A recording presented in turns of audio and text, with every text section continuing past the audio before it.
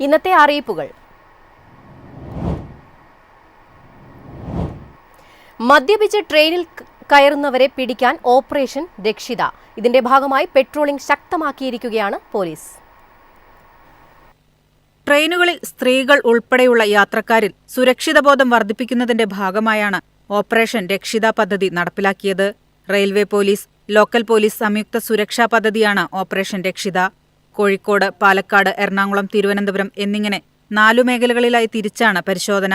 4 railway ഡിവൈഎസ്പിമാരുടെ മേൽനോട്ടത്തിൽ വനിതാ police ഉൾപ്പെടെയുള്ള സേനാംഗങ്ങളെ ഉൾപ്പെടുത്തിയാണ് പരിശോധന നടത്തുന്നത്.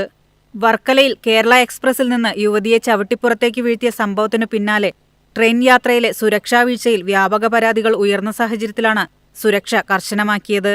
വ്യാഴാഴ്ചയാണ് പദ്ധതിക്ക് തുടക്കമായത്. ഇതുവരെ തിരുവനന്തപുരത്ത് മാത്രം മദ്യപിച്ച് ട്രെയിൻ കയറിയ 72 പേരെയാണ് പിടികൂടിയത്. വരും ദിവസങ്ങളിൽ സുരക്ഷ ശക്തമാക്കുമെന്നാണ് പോലീസ് വ്യക്തമാക്കിയിരിക്കുന്നത്. മദ്യലഹരിയിലുള്ള യാത്രക്കാരെ തിരിച്ചറിയുന്നതിനായി ആൽക്കോമീറ്റർ പരിശോധന 38 റെയിൽവേ സ്റ്റേഷനുകളിൽ ആരംഭിച്ചിട്ടുണ്ട്. മദ്യപിച്ച് യാത്ര ചെയ്യുന്നവർക്കെതിരെ Indian railway act section 145A, Kerala police act 118A എന്നീ വകുപ്പുകളനുസരിച്ച് കേസെടുക്കും. News desk Myfin TV.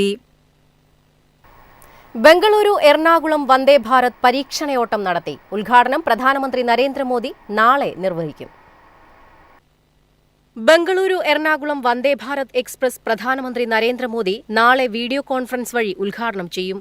ഉദ്ഘാടന സർവീസ് ശനിയാഴ്ച രാവിലെ 8-ന് എറണാകുളം ജംഗ്ഷനിൽ നിന്ന് ആരംഭിച്ച് 5:50-ന് ബംഗളൂരുവിലെത്തുന്ന രീതിയിലാണ് ക്രമീകരിച്ചിട്ടുള്ളത്. പാലക്കാട് ജംഗ്ഷൻ സ്റ്റേഷനിൽ 10:50-ന് എത്തുന്ന വണ്ടി 10:55-ന് പുറപ്പെടും. ബുധനാഴ്ചകളിൽ സർവീസ് ഉണ്ടാകില്ല. പാലക്കാട് ജംഗ്ഷൻ വഴി സർവീസുള്ള ആദ്യ വന്ദേ ഭാരതാണ് ബംഗളൂരു എറണാകുളം വന്ദേ ഭാരത്. പാലക്കാടിനു പുറമെ തൃശൂർ, കോയമ്പത്തൂർ, ഈറോഡ്, തിരുപ്പൂർ, സേലം, കൃഷ്ണരാജപുരം എന്നിവിടങ്ങളിലാണ് തീവണ്ടിക്ക് സ്റ്റോപ്പുള്ളത്. KSR ബംഗളൂരു സ്റ്റേഷനിൽ നിന്ന് രാവിലെ 5:10-ന് പുറപ്പെടുന്ന ട്രെയിൻ ഉച്ചതിരിഞ്ഞ് 1:50-ന് എറണാകുളത്തെത്തും. ഇത് തിരിച്ച് 2:20-ന് എറണാകുളത്ത് നിന്ന് പുറപ്പെട്ട് 4:35-ന് പാലക്കാട്ടും രാത്രി 11 മണിക്ക് ബംഗളൂരുവിലും എത്തുന്ന രീതിയിലാണ് ക്രമീകരിച്ചിരിക്കുന്നത്. News desk Myfin TV.